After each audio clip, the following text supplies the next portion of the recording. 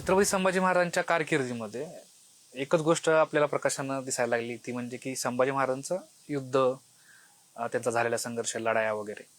पण हे सर्व करत असताना एक बाजू आपल्याकडून गळून राहते, म्हणजे ज्या बाजूकडे आपलं लक्ष जात नाही फार लोकांचं, की जसा शिवाजी महाराजांच्या काळामध्ये राज्यकारभार होता, प्रजेच्या हिताकडे शिवाजी महाराजांचं जसं लक्ष होतं तसं संभाजी महाराजांचं कितपत होतं.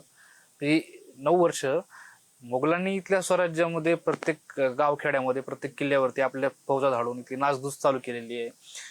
इथल्या प्रजेला त्रास होतोय. कोकणामध्ये पोर्तुगीज त्रास देत आहेत, सिद्धी त्रास देत आहेत, इंग्रज देखील त्रास देत आहेत. कर्नाटकामधल्या जनतेवरती सुद्धा तिथले पुंड पाळेगार असतील ते अन्याय अत्याचार करतायत.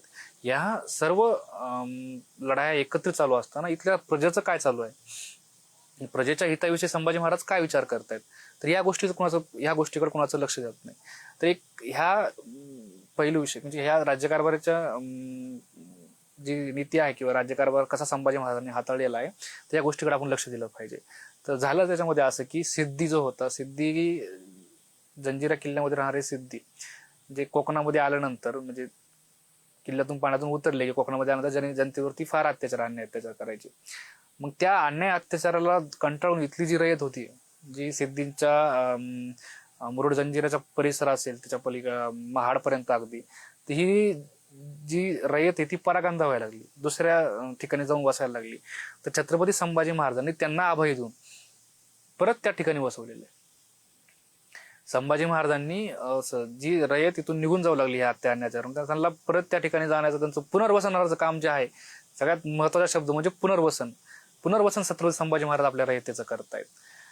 1686-87 साली तर महाराष्ट्रामध्ये त्यावेळेस दुष्काळ पडलेला होता, पण या दुष्काळामध्ये देखील अक्षरशः छत्रपती संभाजी महाराजांनी एक नोंद आपल्याला सापडते अशी, की फ्रेंचकडून कर्ज घेतलं होतं, की पैसा नव्हता. एवढा संघर्ष करत असताना पैसा पाणी सर्व खर्च होऊ लागलं. संभाजी महाराजांनी फ्रेंचकडून कर्ज घेतलं होतं, ते पुढे जाऊन कर्ज राजाराम महाराजांनी फेडलं असं देखील आपला संदर्भ भेटतो. मग संभाजी महाराज आटोकाटीने प्रयत्न करत होते. एकदा आता पत्राचा उल्लेख मी केला होता, की रामसिंगाला जे पत्र संभाजी महाराजांनी लिहिलं होतं, त्या पत्रामध्ये संभाजी महाराज असं म्हणतायत की मी माझा देश, माझे दुर्ग, माझी इथली जी संपत्ती आहे ती सगळी एकवटतोय औरंगजेबाविरुद्ध. तर संभाजी महाराजांना त्याच्यामुळं बऱ्याच मोठ्या आर्थिक संकटाला देखील सामोरं जावं लागलं, पण त्या आर्थिक संकटातून देखील त्यांनी आपल्या इथल्या रयतीवरती कुठलाही अन्याय अत्याचार होऊ दिलेला नाहीये. याच्यामध्ये प्रजेचं हित, त्याच्यामध्ये पुनर्वसन केलेलं आहे. बरेचसे वतनदार, बरेचशी लोक जी होती ती आपल्याला सोडून जाऊ लागलेली होती. ज्यावेळेस शेतसार इथली रयत देऊ शकत नव्हती, दुष्काळामुळे म्हणा किंवा अन्य काही कारणामुळे, संभाजी महाराज त्यांना त्याच्यामध्ये सवलती देत होते. शेतसारा जर समजा आपण 1% टक्केवारीमध्ये जर धरायचा गेला तर त्यावेळेस 33% शेतसारा म्हणजे शेतीवरती हे वाचायचं, सारा वसूल केला त्याचा 33%. तर संभाजी महाराज काही लोकांना तो कमी करायचा, जर त्यांच्याकडे द्यायची ती हे नसेल तर संभाजी महाराज ते कमी करत होते. त्यानंतर अजूनही संभाजी महाराजांनी बऱ्याच ठिकाणी नदी, नाले, ओढे अशांचं देखील काम केलेलं आहे. त्यानंतर कोकणातील सगळ्यात जो उत्पन्नाचा प्रदेश होता स्वराज्यामध्ये तो म्हणजे कोकणाचा होता. तर इथे देखील संभाजी महाराजांनी रयतेला बऱ्याचशा किंवा इथले वतनदार असतील किंवा रयत असतील त्यांना सूट दिलेली होती. ही एक रयतेची राज्यकारभारी दृष्टीनं म्हणजे आर्थिक बाजू आपण पाहिली. त्यानंतर दुसरी बाजू अशी होती की इथं ज्यावेळेस औरंगजेबानं जे धर्मांतराचं हे खूळ माजवलं इथं, की जबरदस्तीनं आपल्या इथं बऱ्याचशा हिंदूंना धर्मांतर करून मुस्लिम व्हायला लावलं. तर तसाच एक पत्र उपलब्ध आहे, ज्याचा एक निवाडा झाला होता संभाजी महाराजांच्या कारकिर्दीमध्ये, की आत्ताचं जे छत्रपती संभाजीनगर आहे म्हणजे पूर्वचं औरंगाबाद, तर तिथं हर्सुल म्हणून गाव आहे. त्या हर्सुल गावामध्ये एका ब्राह्मणाला संभाजी महाराजांच्या कारकिर्दीमध्ये औरंगजेबानं जबरदस्तीने मुसलमान बनवलं होतं.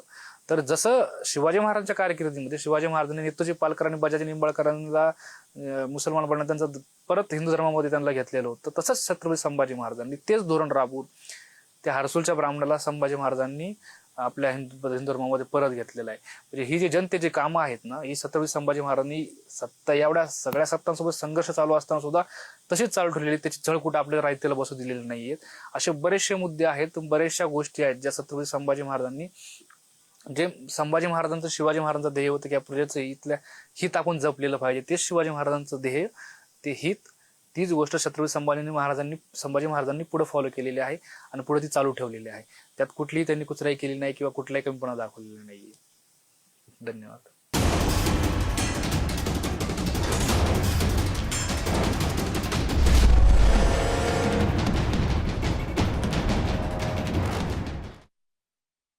Thank you.